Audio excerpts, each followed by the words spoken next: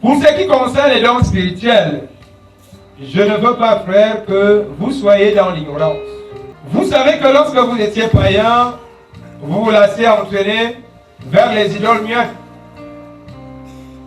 Selon que vous étiez conduit, c'est ce que je parlais tout à l'heure de Jacob et de tonton Jean. Quand on était dans Jacob, on s'est laissé conduire. Et maintenant, quand on a tonton Jean, on demande au Seigneur de nous conduire. C'est pourquoi je vous déclare que nul qu'il parle par l'Esprit de Dieu ne dit Jésus est anathème. Et que nul ne peut dire Jésus est le Seigneur si ce n'est pas le Saint-Esprit. Il y a diversité de dons, mais le même esprit. Nous devons donc déjà comprendre que nous serons différents, mais ce sera le même. Ça veut dire que le même pourvoyeur de dons, le même pourvoyeur de talent a pensé à la diversité. Nous devons être différents en ce qui concerne les talents. Et s'il y a la différence au niveau des talents, personne ne devrait penser que son talent est meilleur que le talent de l'autre. Parce qu'il y a la diversité. Ce que tu fais, je ne peux pas le faire. Et ce que moi je fais, tu ne peux pas le faire. C'est Dieu qui a déposé ça en tout un chacun.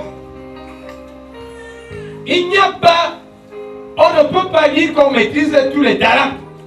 Chacun de nous devrait maîtriser au moins un talent. Qui sait que l'autre ici, c'est son couloir. Et il ne diffuse ça avec personne parce qu'il s'exprime dit de façon aisée dans ce domaine-là. Ce que ta soeur fait, tu n'es pas obligé de le faire. Ce que ton frère exprime, tu n'es pas obligé de l'exprimer. Mais malheureusement, aujourd'hui dans la société, on a tendance à vouloir faire toujours les mêmes choses. Ça devient, je ne veux pas dire le travail de l'heure. Ou alors, ce qui passe le plus au marché, c'est ça qu'on fait. Quand tu vas le faire ça, est-ce que c'est ça qu'il y a pour toi? Retenons qu'il y a diversité en chacun de nous.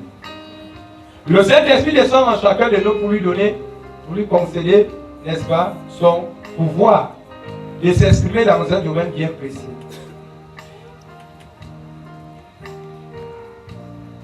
Cessons de faire les luttes et les guerres inutiles en ce qui concerne les talents.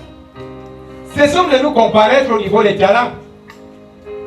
Parce que c'est la comparaison qui attire souvent les conflits. Et les conflits attirent souvent les meurtres. On commence à empoisonner quelqu'un parce qu'on refuse de comprendre et d'accepter que peut-être lui là-bas c'est son talent, il exprime ça. On commence à avoir des jalousies. Lui c'est son talent, on ne veut pas accepter. Retenons que nous sommes différents les uns des autres. Vivre pour toi-même fait de toi un esclave, mais vivre pour les autres fait de toi un leader, un grand, une lumière véritable qui éclaire les hommes. À chaque fois que tu as un talent qui n'est que pour toi-même, tu es un esclave. Quelqu'un qui n'arrive pas à exprimer son talent avec les autres n'est qu'esclave. Parce qu'il ne parle que du jeu. Il ne conjugue que dans le jeu. C'est pour cela que même manger chez lui, il a toujours des problèmes. Pour manger, il est d'abord à la fenêtre, est-ce que les gens arrivent? C'est quelqu'un qui est difficile de sortir sans francs et donner à son frère qui a un problème. Et ça te rend esclave. Tu vois, tu arrives, tu trouves quelqu'un qui est malade, tu as bel et bien l'argent dans tes poches, tu dis tu n'as pas l'argent. Parce que tu veux vivre pour toi-même. Et ça te rend esclave. Parce que l'argent que tu mets là, tu as déjà pensé aux chaussures que tu vas acheter, aux habits que tu vas acheter, tu es esclave. Tu n'arrives pas à aider. Mais lorsque tu vis pour les autres, tu es libre. Tu n'es pas esclave. Parce que tu as toujours l'amour d'aider et de faire du bien. Et c'est là, à ce moment-là, le matériel ne te domine plus, comme on l'a vu la semaine, comme à une émission à la radio, je parlais l'autre jour, sur le diable qui nous séduit. Le diable qui dit qu'il élève Jésus. Il dit à Jésus, monte. Je vais te donner tout ce que tu vois là. Le diable qui conduit Jésus. Le diable.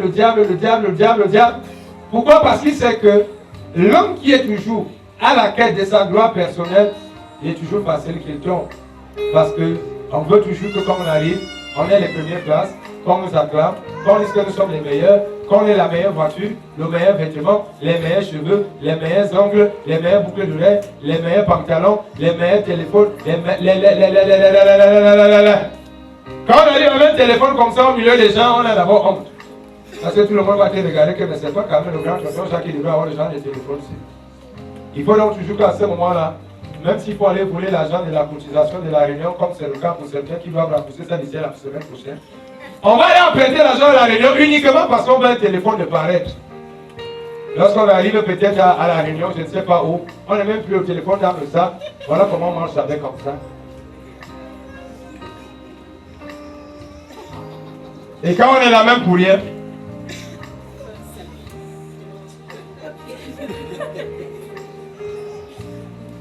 hey, ma copine, tu as un joli téléphone, mais ton téléphone a coûté combien? Non, c'est un téléphone que j'ai quand même pris à 200 000.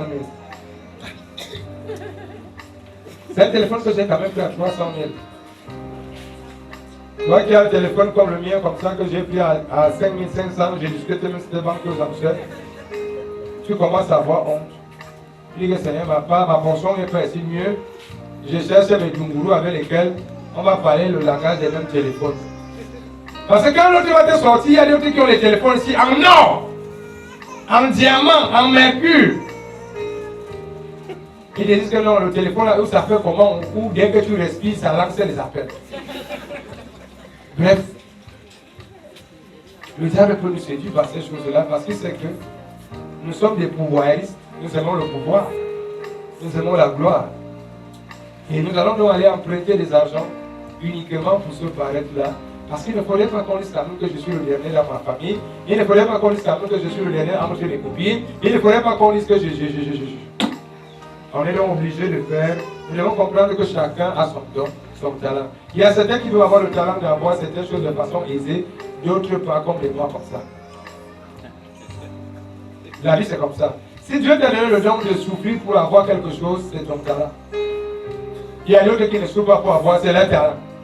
Il ne faut pas donc aller vous comparer à quelqu'un qui a la facilité, peut-être c'est son talent à lui. Toi, d'où ta part, c'est que tu dois souffrir pour avoir. Et personne ne devrait négliger son talent. Personne ne doit négliger son talent. Malheureusement, c'est des choses qui nous arrivent à négliger nos talents. Dans 1 Timothée, qu'est-ce qu'on nous raconte là-bas? 4. Dans 1 Timothée 4, on nous dit, 1 Timothée 4, 14, ne néglige pas le don qui est en toi et qui t'a été donné par prophétie avec l'imposition de main de l'Assemblée des anciens. Ne néglige pas. C'est un don qu'au travers, je ne sais pas, d'une révélation de quelque chose qui t'a été donné. C'est comme moi au départ, je voulais négliger le don que j'ai là aujourd'hui. Quand certains hommes de Dieu me révélaient en disant que c'est comme si tu dois servir Dieu. Je ne voulais même pas entendre ça. Moi, j'ai négligé ça parce que j'avais la vision d'un vrai don. Bon, que je croyais que c'était un vrai don, ce qui me parlait. Ne négligez pas votre don. Ne négligez pas ce que Dieu vous a donné. Posons-nous la question, comment on a fait pour se retrouver ici à Montreux aujourd'hui? Comment on a fait pour se retrouver en train d'être l'ami de tonton Jacques ou alors l'ennemi de tonton Jacques? Est-ce que nos routes étaient censées se croiser? Non. Comment j'ai fait pour devenir le voisin ou la voisine de tonton Jacques? Est-ce que nos routes étaient censées se croiser? Non. Ne négligeons pas les dons que le Seigneur nous a accordés. Parce que c'est au travers de ces dons-là que nous serons des lumières, n'est-ce pas, maintenant pour pouvoir éclairer. Mais ceux qui négligent toujours leurs dons ont toujours des regrets plus tard. Si j'avais, et nous savons que si j'avais su bien toujours quand, vous devez le tenir donc que vous êtes le sel de la terre. Mais si le sel perd sa saveur, avec quoi la lui rendra-t-on? Il ne sert plus qu'à être jeté dehors et foulé aux pieds par les hommes.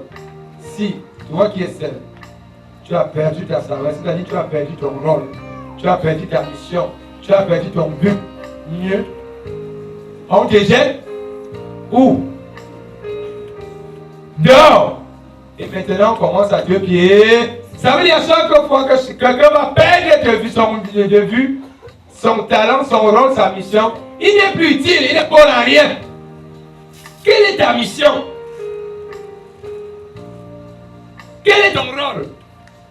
Si maintenant tu n'as plus de rôle, tu n'exerces plus un rôle, ça veut dire que tu es bon là. Parce que chacun de nous doit être utile quelque part. Toi, tu es utile où?